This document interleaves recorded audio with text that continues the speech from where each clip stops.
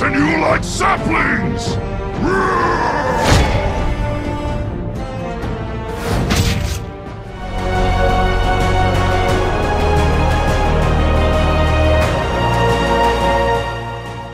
Holla ballers and welcome to your Guardian Druid! 7.2.5 and onwards guide to get you started in the tanking world and maybe tanking on your bear. Maybe you've been tempted with the sheer amount of raid bears out there, although they're more balanced these days than they were at the start of the expansion, that's for sure. But it is one of the best iterations of the Guardian Druid we've seen ever. And as someone who mained a Feral Druid, or what it was called Feral back in the day when it tanked, I gotta tell you, I wish it played as it does now. So let's take a look at what it's all about. So let's take a look at how this class works, something I consider to be very vital. What I'm going to give you is a general build that you can work with, but also I want to explain the talents to you so that you know when you get into different scenarios that you can actually do things that you might not be aware of if you just want to copy and pastoring builds. Stats you want to go through, your main things to get started with are going to be things like mastery. You want to get your mastery up. It increases your maximum health and healing received, really good, and increases your damage, and after that you're going to go for verse. What does that do? Pretty much the same goddamn thing. Increase damage and healing done and decreased damage taken, right? Real nice stuff. Just damage taken reduction, big fat sack of health. That's what you're thinking of. If you were going to go like for Mythic Plus though, you might want to get a separate set of gear ready, my friends, because then you're going to want more crit and things like that because your damage becomes far more important. But from a raw defensive standpoint, to make sure you're not going to get crushed by the boss, get yourself some mastery and verse and then change it as appropriate as you get into higher gear levels depending on the legendaries you get and stuff like that. As you can see, my Guardian Druid is obviously, the Druid is very difficult for me as somebody who does guides because it's got 4 specs, let alone all the other specs in the game, so I'm using not the best gear on this guy. I do have a Cephas though, which actually comes in quite nice for speedrunning around. So let's take a look at the talents and work out what they do, but before that, what abilities do we have? Mangle, our big one, yeah? 5-second cooldown, mangle the target for a load of damage, deals 20% additional damage against bleeding targets, and we are going to make some targets bleed. One massive quality of life change that people have with the Guardian Druid in Legion as opposed to the past, if you're a returning player, is that there's no more lacerate or anything like that. What we have now is all built into Thrash. They gave that a 5-second cooldown, strikes everything, deals bleed damage and causes them to bleed, and it stacks that bleed up. So we're always going to be trying to keep Mangle on cooldown and Thrash on cooldown to get them bleeding and getting all the benefit of that extra bleed damage. Our filler now is just Swipe. Swipe is totally free, doesn't do a lot of damage, but we can spam away and do some AoE as well. This is why people find the Guardian very easy to pick up and play, especially when they're doing dungeons and there's lots of AoE, because even if everything's on cooldown that's really important, you can still swipe away. The big addition to our arsenal, really, is Moonfire. Moonfire is incredibly good and it can in fact be a superior source of damage. I was trying to get the werebear before this video on this character with his caster trinkets. Oh dear. He's not really quite there, but if I look at the damage breakdown of my one of my longer attempts, you can see Moonfire was just a tremendous source of damage, hitting for 1 million damage. Moonfire is actually very cool. So you're going to be weaving Moonfire into your rotation and even talenting it if you wish to do that. Our artifact ability is the Rage of the Sleeper. Rage of the Sleeper is a tremendously powerful spell. It's a 1.5 minute cooldown. It unleashes the Rage of Ursoc for 10 seconds, preventing 25% of all damage you take. Alright, that's from everything. So it's a buff on you, 25% less damage taken, and reflecting nature damage back at your attackers. Now, the reflecting part is a reflection. They have to hit you, so it works better with faster mobs, but also what you need to be aware of is this golden talent here, and most people just fill their artifact weapons super quick. Embrace of the Nightmare. While Rage of the Sleeper is active, you deal 25% increased damage, so you get a massive damage bonus when you pop Rage of the Sleeper, and you gain 25% increased Leech, and are immune to all effects. Leech is self-healing. So all the damage you do while Rage of the Sleeper is active is actually going to heal you back up, making it super powerful. If you can do a lot of damage, you're going to get a lot of healing back as well. So you can time it for those kind of events, yeah? Very, very cool.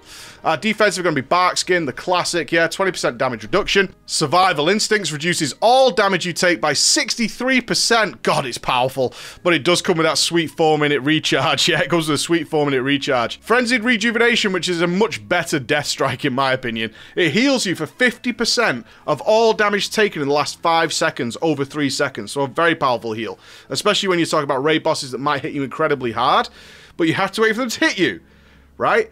They have to wait for them to hit you. So once they hit you, then you're going to heal that damage back up, yeah, as much as possible. And also we're going to be using Iron Fur. Now this stacks. It's a half-second cooldown. Increase armor by 81% for 8 seconds, and multiple use of these abilities may overlap. So what you can do is actually stack it up. So I'm going to show you very quickly here. If I come to the target, get it bleeded, getting all that bonus mangle damage, swiping away, happy days, get myself some rage, and then I'm going to use my Iron Fur. You can see I have 1 stack of it here, and you can see it's up for a while. And then if I want to go ahead and cast another one, you can see I have 2 stacks now. Now, when the first one runs out, it will go back down to 1, but the 1 stack I casted after that continues onwards, yeah? And you can get multiple applications of Iron Fur. But remember, it is armor, so it's against physical damage. A recent change removed Mark of Ursel, which was our magical damage reduction. Those are your primary spells that you're going to be using. You also have some very good utility, especially Stampeding Roar, which your raids will love for, interrupts, and all that kind of good stuff. And of course, Combat Res, which you can now do in bear form, which is just amazing. Thank you for that, Blizzard. And also, I just want to point out for tanks, you can dispel yourself. It's crucially important that tanks can dispel themselves, right? If you find the opportunity to do that, especially in dungeons, in between trash mobs and things like that, being able to dive out, dispel yourself, and carry on is just the fucking best. Let's talk about talents. Talents are super easy for the Guardian. It won't take us too long. Brambles then. Sharp Brambles protect you, absorbing and reflecting damage from each attack. So it's only 9,000, but it is all the time. But when you use Bark Skin, the Brambles also deal 30,000 nature damage to all nearby enemies every 1 second. This can be, if you're doing mass AoE, this becomes super fucking powerful. Really powerful. So you can obviously see this is more offensive than defensive. Yeah, so if you're doing things where you need to be more damage and things are all surrounding you and attacking you and you're not bothered about dying, like Frenzied Rejuve will easily heal you up, then you can use things like Brambles. Bristling Fur, majorly defensive. The big thing about the bear is the more rage we generate, the more Iron Furs, the more Frenzied Rejuves, the more things we can spend with that rage to keep ourselves alive. So bristle your fur, causing you to generate rage based on the damage taken for 8 seconds. So I just recently tank killed Jaden on this character. I tanked him yesterday, and Bristling Fur was a must. Why? He does Fell Claws, hits incredibly hard. If I pop a Bristling Fur during that, every time he hits me with Fell Claws, I get nearly a full rage bar to keep Iron Furs overlapping, yeah? I could do absolutely huge amounts of defensive things because I know I'm going to be hit by this ability. I know I'm going to get hit really hard, give me a huge amount of rage in order to keep my defensives rolling. So it's super predictable. Blood Frenzy though, Thrash also generates 2 rage each time it deals damage. So Bristling Fur works fantastically against one thing hitting you, right? It of course works against other things hitting you, but it's mainly based on one thing hitting you really hard. Blood Frenzy, though, when we're thrashing many targets, starts generating more rage. So what you're going to figure out here is what's going to generate you the best rage defensively with the first 2, or do the best DPS to other targets with Brambles. Level 30, Wild Charge if you want it, Intimidating Roar, which is a nice AoE, and Guttural Roars, increasing the radius of Stampeding Roar, great for raiding. Hard to argue. Very rarely do you actually need charge anymore, especially if you can go cat form and sprint and do all these kind of things, right? You got to remember you are a druid. You have many forms you can take. You can be a moonkin, you can be a cat, you could be a fucking Wilfred Brimley if you want to, or you could be a bear. So get used to using your other things. So most people take guttural roars to make sure if in raiding, so when they do use their roar, they can actually get everybody in the raid. It also reduces the cooldown. Level 45, it's going to come down to you. Resto with a passive heal, sure. I mean, it's a passive heal that's just healing you all the time. Not bad. I mean, having more healing as a tank's never a bad thing. Feral is really nice for just general movement speed, and if you want to switch into cat form if you're off tanking. So if your other guy's tanking, you can switch down to cat form and start doing some big dick DPS there before you have to go back to bear form. But bear in mind, of course, generating rage before you pick up the boss again is always a good idea. Or Balance Affinity, increasing the range of all your abilities. So the range, I have that because I was just doing the bear challenge. But still, no, you're probably not going to take Balance. You'll take Feral or Resto, depending on what you want. Mighty Bash is just a single target stun, Mass AoE slow, or Typhoon to knock things back. These are all choices you can make depending on the situation. It doesn't matter to your tanking. Now then, what does matter to your tanking? Galactic Guardian. Galactic Guardian is your damage has a 7% chance to trigger a free automatic Moonfire, okay? So there's your normal Moonfire. When this occurs, the next Moonfire you cast generates 8 rage and deals 300% increased direct damage. Okay, so when it procs, and we'll see it in a second, hopefully, if it's going to be nice to me, there it is, this Galactic Guardian. Your Moonfire does tremendous damage and generates you rage, and now you can see it's actually proccing a couple of times. Really wonderful, because you're getting rage from it, right? This Moonfire is giving you rage, and you can put this on multiple targets. We can Moonfire various things. It's so cool to do that. So decide on the situation of whether you want to do that. Incarnation, though, adds another defensive. It's a 3-minute cooldown. An improved bear form that reduces the cooldown of all melee damage abilities and growl to 1.5 seconds, so it's on the global. Causes mangle to hit up to 3 targets, like the old Berserk, and increases armor by 15%. It lasts 30 seconds. So what this is enormous burst damage. Absolutely tremendously enormous burst damage. From AoE to single targets. Obviously, we can mangle non-stop. We can mangle on cooldown. We can also thrash non-stop. On cooldown, you can just thrash. So you're looking at more consistent over bursty, yeah? Or adding another defensive. It's entirely down to you. Soul of the Forest, though, Mangle generates 5 more rage and deals 25% more damage. It all comes down to a scenario, so you should be able to now figure out all these different scenarios, where now you're figuring out what's going to give me more rage.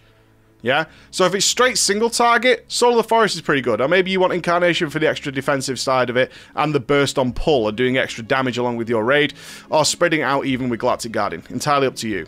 Down at level 90, we have some defensive choices. Again, this is all about making sure you know what talents you want for when. Earth Warden, when you deal direct damage with Thrash, you gain a charge of Earth Warden, reducing the damage of the next auto attack you take by 30%. Very powerful. An Earth Warden may have up to 3 charges. So you can see Earth Warden here. Yeah? And if you're doing a lot of thrashes and those auto attacks are very powerful, this is just a great flat damage reduction. That's what it is, especially if you're going to be thrashing as much as humanly possible. You could take Guardian of Elune, though. Mangle increases the duration of your next Iron Fur by 2 seconds, or the healing of your next Frenzied Rejuve. So in your mind, you should now be thinking, I just need big defensives up, like, as much as humanly possible here. I'm also going to get hit really hard, so the healing of that next Frenzied Rejuve, I could get the most out of it possible. Or you might want to take Survival of the Fittest. It reduces the cooldown of Barkskin's Survival Instincts by 33%. So now you're thinking, do I need more cooldowns? It's not about a set period where I can get the best out of those cooldowns for a short period of time. I actually just need them more often and spread out across the fight. This is the thought process. This is why I don't like just giving copy-pasta builds, because so now you should be able to go, okay, this is like general day-to-day, this is like a big dirty boss, oh, this is just like I need regular cooldowns to soak massive hits on my big furry ass. Comes down to your choice, guys. Level 100, Rendered Tear. While in bear form, Thrash also increases your damage dealt to the target and reduces your damage taken from the target by 2% per application of Thrash. And obviously, as we know now, Thrash hits all the things. All the things. So Rendered Tear, very, very cool, right? Rendered Tear, very, very cool if you're going to be doing big AoE, because you're going to be affecting many, many targets with that Rendered Tear buff. Lunar Beam, though, it summons a beam of lunar light at your location, dealing 430,000 arcane damage and healing you for 1,000,000 over 8 seconds. Big, big heal. It doesn't seem a lot, but Lunar Beam actually comes in very fucking handy when you're taking big damage and in emergency situations. I thought this talent was garbage until I played around with it like on the alpha and again recently, and it gets you out of so much shit. It really, really does. But those are one-off emergency scenarios. Back to Pulverize. Some of you will remember Pulverize being in the game for a long time. It's a devastating blow that consumes only 2 of the 3 Thrash stacks. Only 2 of the 3 Thrash stacks. So good. So good to those of us who use the old Pulverize. Deals 500,000 physical damage and reduces the damage you take by 9% for 20 seconds. So you see Thrash goes up to 3. Pulverize will only consume 2 now. And you get this wonderful damage reduction that you can keep up all the time. So do you want flat damage reduction? What I'm trying to point out with this talent build, guys, is it comes down to what are you tanking? Everything here should make total sense as to what you want. You should be able to go, okay, what am I tanking? Okay, I want this, this, this, this, and this, and this, and this. Nothing's really cookie cutter with this. You can pick and choose what you want depending on what you're going to be tanking to be the most effective. All right, so let's take a look at the gameplay.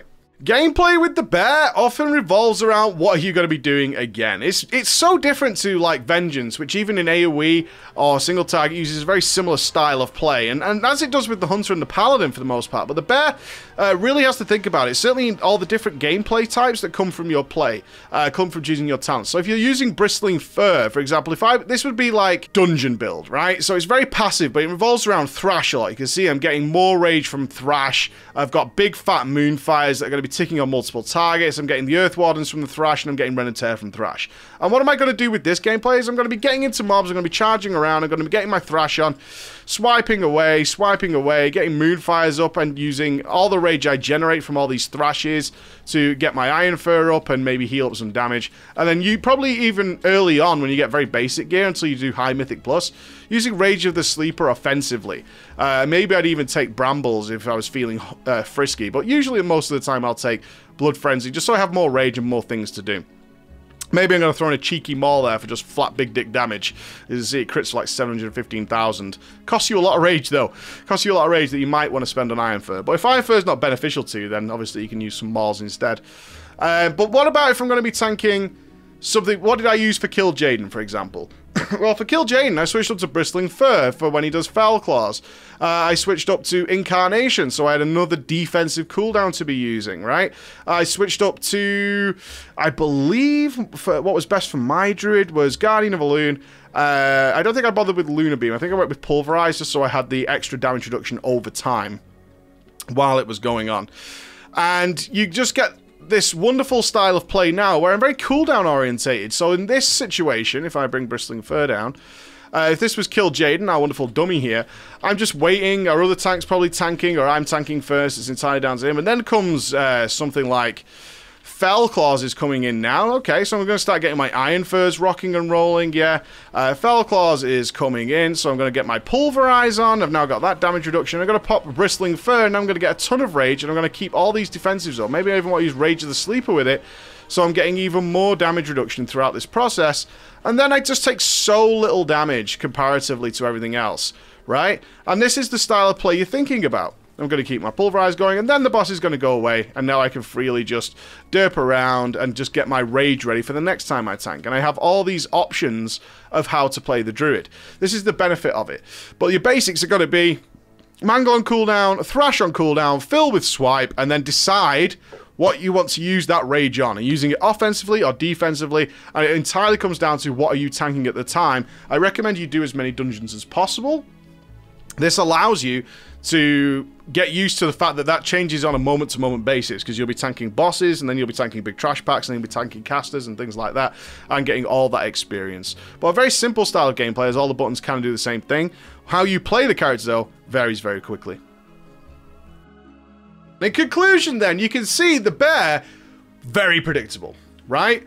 By choosing the correct talents, we can be ready for any and all situations so nicely. And when we want to, and the situation calls for it, we can switch over to a very passive style of play. So it's similar to the DK in that manner, is we can tailor our build very effectively. And even with the loss of Mark of Ursul, which is our magic damage reduction, they're absolutely fine. They're still that big, staunch, floppy, big bear piece of health, that meat sack, ready to be destroyed in any and all situations. But they can be played very meticulously, very methodically, and give it good thought. Some add-ons I recommend are definitely going to be things like Weak Auras and Tell Me When. I recommend them every video, but being able to track your Iron Fur effectively, your Pulverize buffs effectively, all those things, you can just see exactly how they're lining up. Am I under mitigation? Am I being mitigated? Am I mitigating this damage, or am I not? And just see it so clearly while focusing on exactly what the boss wants. That's good stuff. So you want to get yourself some of that. Get yourself into some dungeons as a big fat bear. They're one of the simpler ones to play, especially as you get started. Yeah, as you get started. It becomes quite difficult for some players later on to manage all those cooldowns effectively and to be more comfortable in the fight to make sure they have everything ready. But to get started with, to get thrashing, get swiping, and you should have an easy time settling in without any mistakes. Alright guys, thank you so much for listening. I'll see you again. Bye-bye.